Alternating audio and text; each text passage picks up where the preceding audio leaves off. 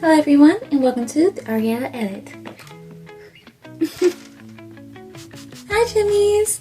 Okay, so I'm going to talk about something that's been on my mind. Also, I wanted to try out a sit down and chit chat video.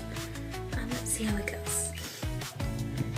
Also, fair warning, this is less of a fashion analysis video, more of a fashion ramble.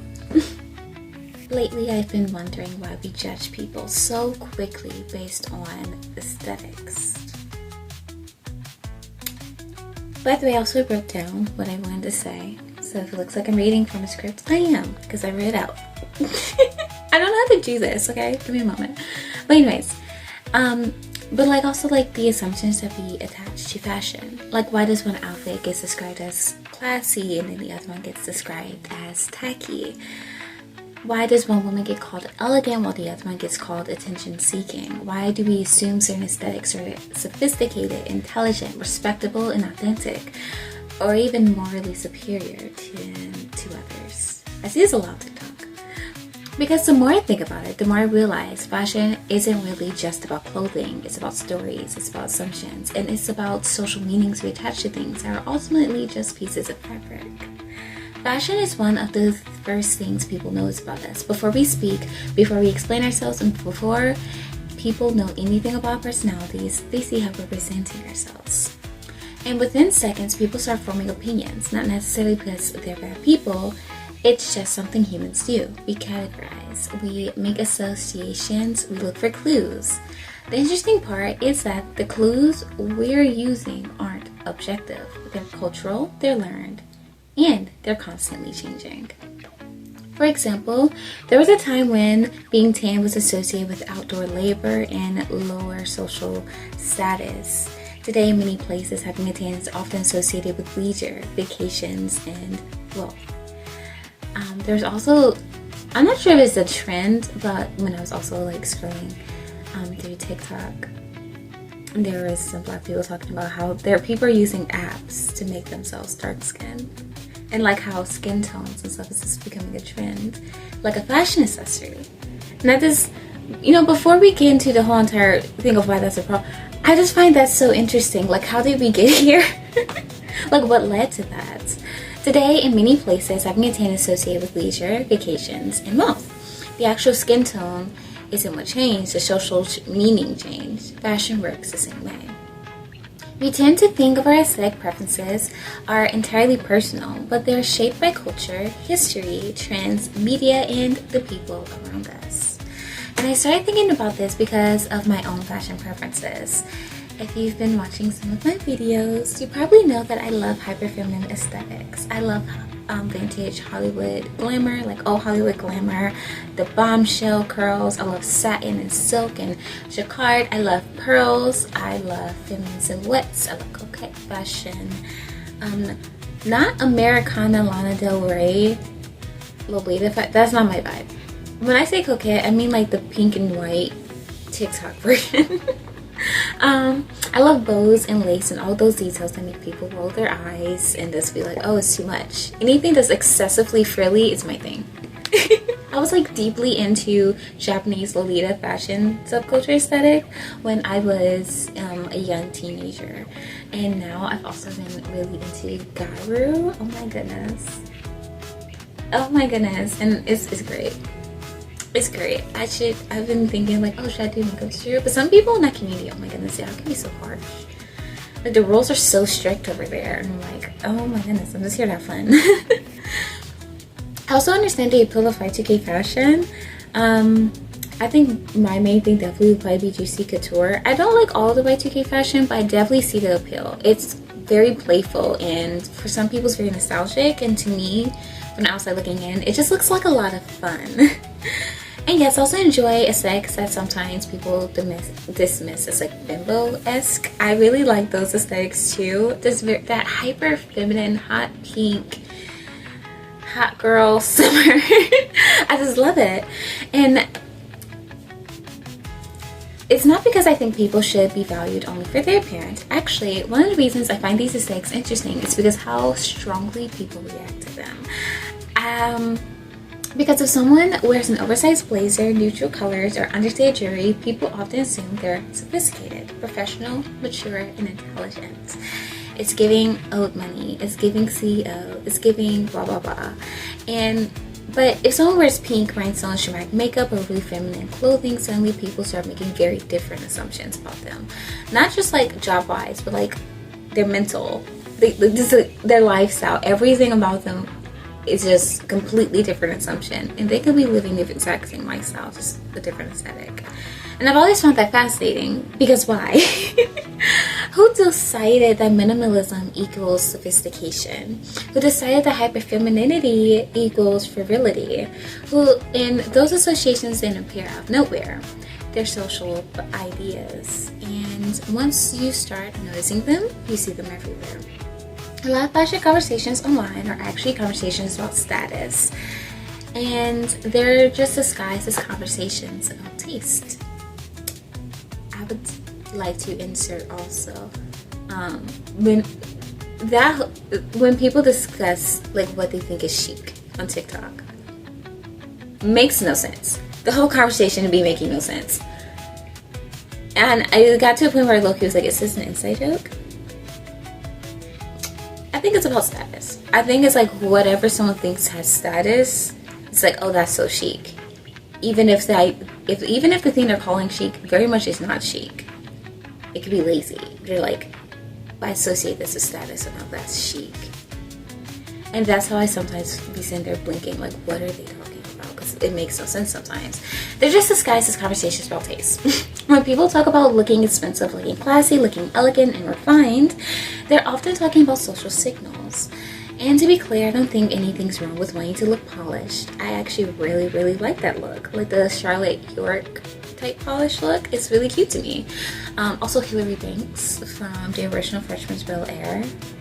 Very polished. Whitley Gilbert from A Different World. Very polished.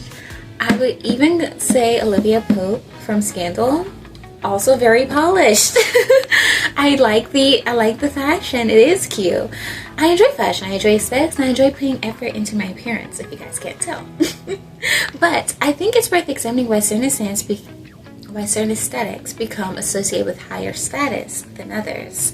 Take the popularity of quiet luxury, for example. Neutral coloring, minimal branding, simple silhouettes, understated accessories, all these things. People often describe these styles as timeless and sophisticated, and they absolutely can be. But it's interesting that our culture tends to present those aesthetics as the default of good taste, as if somehow more objective than other forms of style. Meanwhile, aesthetics that are louder, more playful, more feminine, more decorative, and more experimental are often considered less serious. And I don't think that's accidental. I think it reflects larger social values. We often admire restraint. We admire subtlety. We admire exclusivity.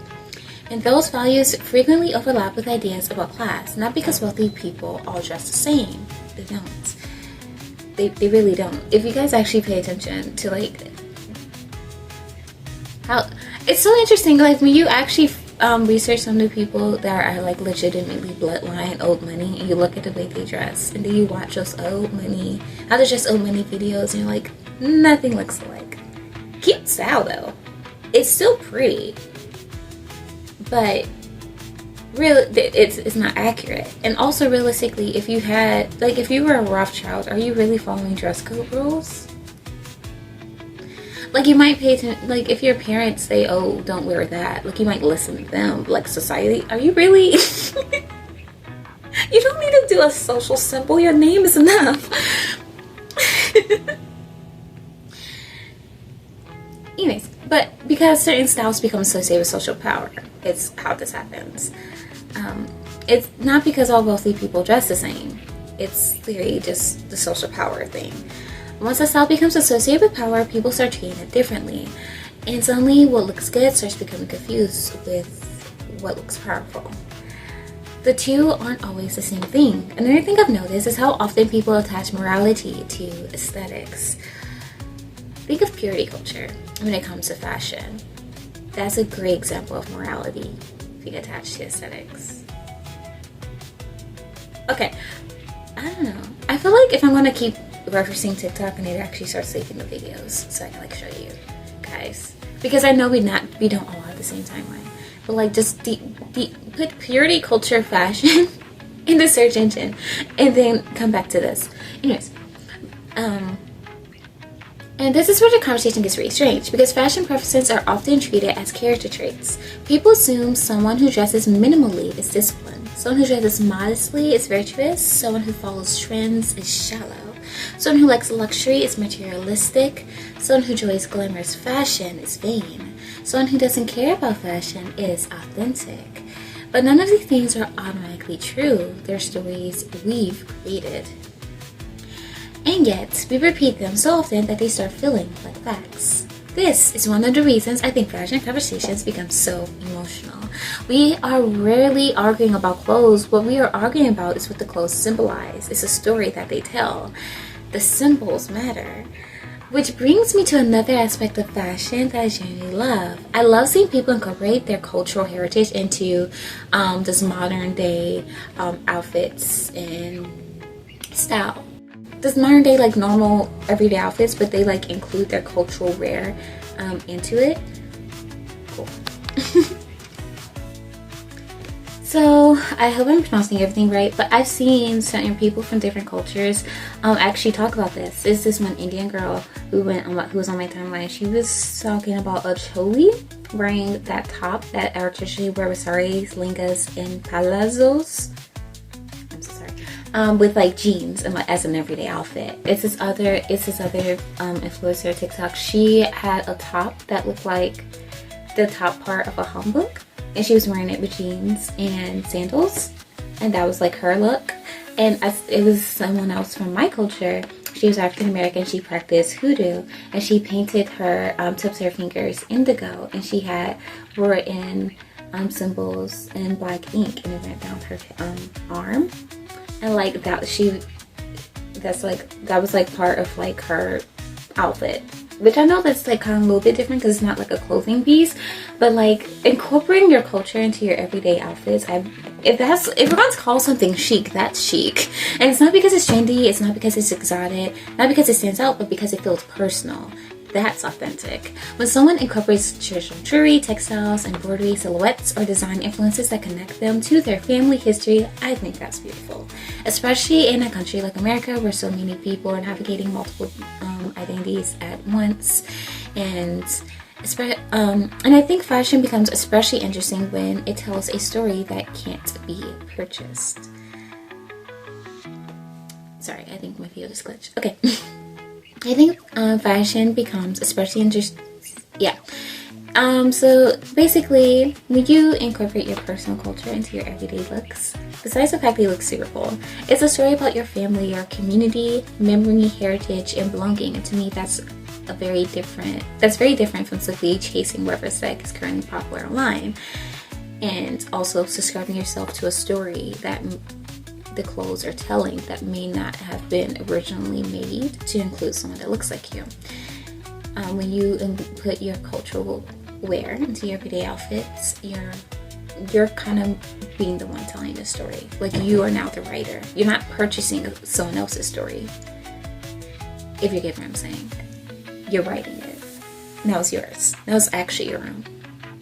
Anyways, because while trends come and go, identity tends to run much deeper. At its best, fashion can help people express that depth. And honestly, I think social media has complicated all of this. On one hand, social media has made fashion more accessible than ever. You can discover styles from all over the world. You can learn about fashion history. You can find independent designers. You can experiment with aesthetics you may have never encountered otherwise. For instance, me with Gyaru and Japanese Lolita. We're constantly seeing curated versions of people's lives, curated wardrobes, curated homes, and curated identities. And because we're exposed to so many visual signals, I think we've become increasingly obsessed with decoding what those signals mean. We look at an outfit and try to determine who a person is, how much money they have, how educated they are, what their values are, what social group they belong to, and sometimes we're right. Well, a lot of times we're not, because people are more complicated than aesthetics. A hyper-feminine woman can be deeply intellectual. A minimalist can love extravagance in other areas of life. A luxury shopper can also be generous. A thrifter can be status conscious. A person wearing sweatpants can be incredibly ambitious. An impeccably dressed person can be completely insecure. Human beings don't fit neatly into aesthetic categories, and yet we keep trying to sort each other into them.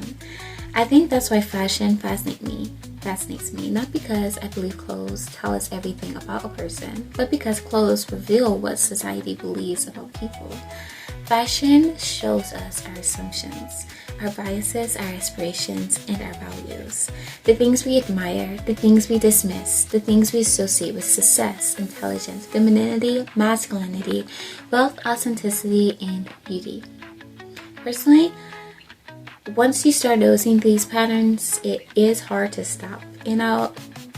It's hard to stop, but it also helps you choose more consciously. For me, I will always continue loving the hyper feminine aesthetic, especially like that 1950s Hollywood bombshell vibe. I eat that up every time. I'm sorry. I'll continue saving pictures of coquette outfits and hyper feminine looks, but I also think it's important to remain curious. Why do certain aesthetics resonate with us? Why do certain aesthetics make us uncomfortable? Why do we respect some forms of self-expression more than others? Those questions are much more interesting to me than deciding which aesthetic is objectively the best. Because at the end of the day, fashion isn't just about what we wear, it's about what we believe. And sometimes the stories we tell about clothes reveal far more about us than the clothes themselves. Thank you for listening to my little fashion ramble, and I'd love to hear your thoughts. What's an aesthetic you feel most connected to, and what do you think drew you to it?